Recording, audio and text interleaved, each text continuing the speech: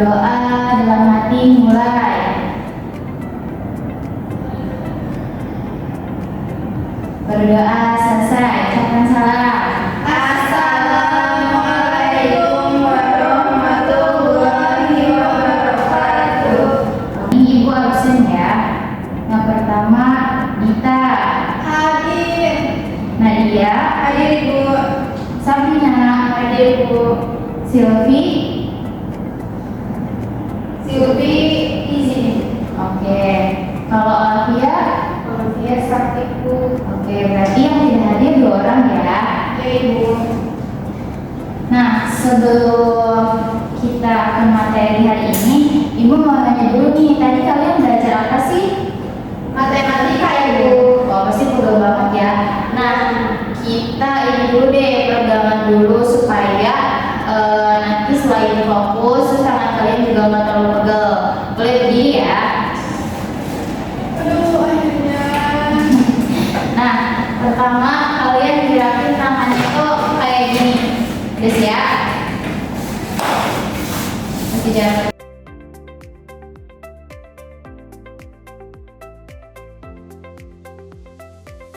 Udah, gimana? Lumayan kan? Enak kan jadinya?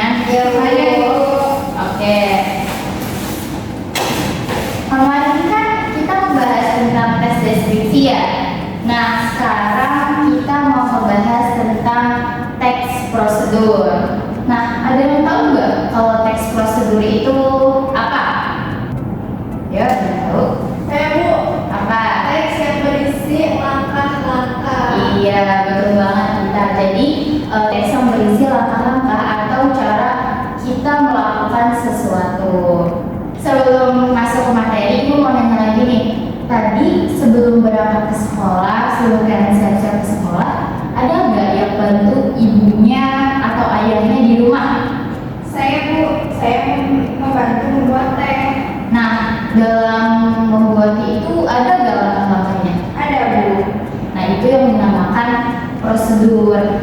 Nih, kalau misalkan tadi kan dia membuat teh ya, pas membuat itu, nah dia menyiapkan gelas dulu atau air mendidih dulu. Saya mendidih. Nah, tapi gimana kalau misalkan, nah dia menuangkan air mendidih itu sedangkan gelasnya itu nggak ada, itu kan apa bisa disebut teks prosedur? Tidak Ibu. Nah, makanya dari itu teks prosedur itu penting buat kehidupan kita sehari-hari. Jadi urutannya itu harus benar-benar dari awal gitu, apa yang perlu disiapkan dari awal, baru selanjutnya kayak gitu. Nah, sekarang Ibu mau nyontohin kalian tentang teks prosedur. Tadi kan kalau misalkan kita lihat dari contoh Nadia ya, Nadia kan membuat teh. Nah, ada contoh lain, misalkan itu mencuci tangan atau mencuci motor. Nah, terus kalau misalkan kalian pengen yang lebih kompleks, itu misalnya membuat resep gitu loh. Nah, contohnya apa? Contohnya itu membuat nasi goreng atau membuat rendang. Itu kan pasti lebih kompleks kan? Nah, di teks prosedur ini ada 3 bagian utama yang kalian perlu tahu. Yang pertama itu tujuan, alat dan bahan, dan langkah-langkah. Nah, kita ngambil satu contoh yang gampang aja ya dari membuat teh tadi yang Nadia. Jadi tujuannya itu kan sesuatu yang ingin dicapai ya. Nah, tujuan kita membuat teh itu supaya kita mendapatkan air teh yang aroma dan rasanya itu nikmat kan. Nah, terus alat dan bahannya itu ada gelas, terus ada sendok, dan ada panci untuk merebus air. Terus bahannya itu ada teh, ada gula, sama air. Nah, langkah-langkahnya itu yang pertama, kalian pasti menyiapkan panci dulu. Setelah panci disiapkan, nyalakan kompor lalu masukkan air, masak air hingga mendidih. Selanjutnya siapkan gelas, masukkan gula dan teh. Setelah itu masukkan air mendidih tadi, aduk hingga rata. Lalu ampas teh tadi diangkat dan dibuang. Lalu teh siap disajikan kayak gitu.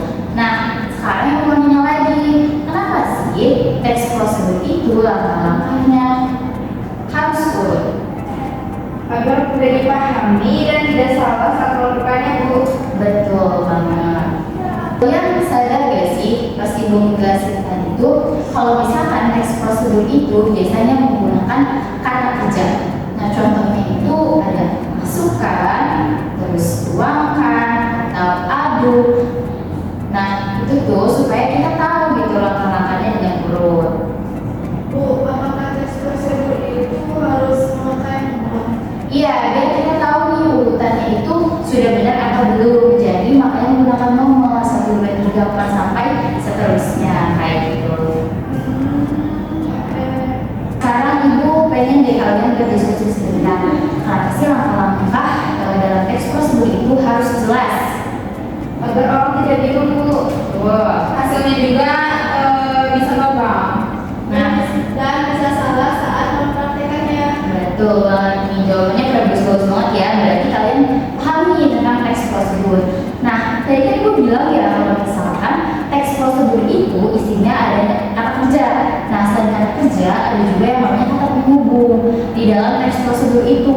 Contohnya ada kemudian, setelah itu, lalu. Nah, itu kan kata penghubung ya. Nah, contohnya dalam kalimat teks prosedur itu kayak gini. Kemudian masukkan gula ke dalam gelas. Kalau enggak, pertama masaklah air kayak gitu. Itu kan ada kata penghubung sama kata kerjanya juga. Dari yang ibu sebutkan tadi, ibu mau tahu dong dari kalian contoh teks prosedur yang lain yang biasa kalian lakuin di rumah atau enggak di mana gitu? Cara membuat kopi, Tuh. cara membuat nasi, cara mencuci tangan. Oke. Nah sekarang coba Dina kamu urutin langkah-langkah teks prosedur dalam mencuci tangan. Baik Bu, cara mencuci tangan yang pertama basuh tangan, yang kedua gunakan sabun, yang ketiga gosok tangan, yang keempat bilas dengan air, dan yang terakhir keringkan tangan. Betul, bagus banget Dina. Nah sekarang ibu mau ada latihan nih, latihan dasar. Kalian tentuin mana yang termasuk kalimat teks prosedur atau bukan. Siap? Siap Ibu. Oke, yang pertama masukkan gula ke dalam gelas. Itu teks prosedur Bu. Betul. Pemandangan pantainya sangat indah. Bukan teks prosedur Bu. Betul. Rebus air hingga mendidih. Itu termasuk ke teks prosedur Ibu. Oke, terakhir ya. Ibu pergi ke pasar. Itu bukan teks prosedur Bu. Oke, betul. Nah, dari latihan kecil tadi kita tahu nih langkah-langkah teks prosedur dan kalian udah paham mengenai teks prosedur. Dan kita udah latihan kecil ya tentang kalimat yang mana teks prosedur yang mana bukan. Nah sekarang ibu mau kalian nulis salah satu contoh teks prosedur yang lain. Saya ibu sebutin tadi dan kalian sebutin sebelumnya yang lebih kompleks. Jadi yang lebih banyak gitu alat dan bahannya, langkah-langkahnya kayak gitu. Nah terus setelah itu kalian maju ke depan satu-satu. Ibu kasih waktu kalian 15 menit buat kalian nulis teks prosedurnya dengan lengkap. Oke? Kayak Ibu.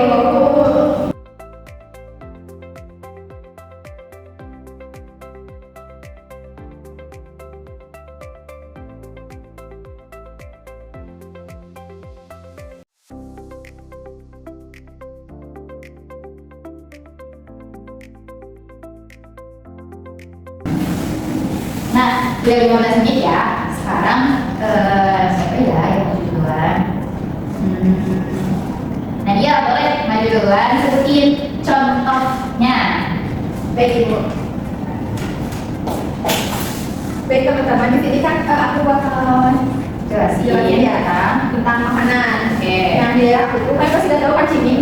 Enggak, aku ciming udah nggak juga.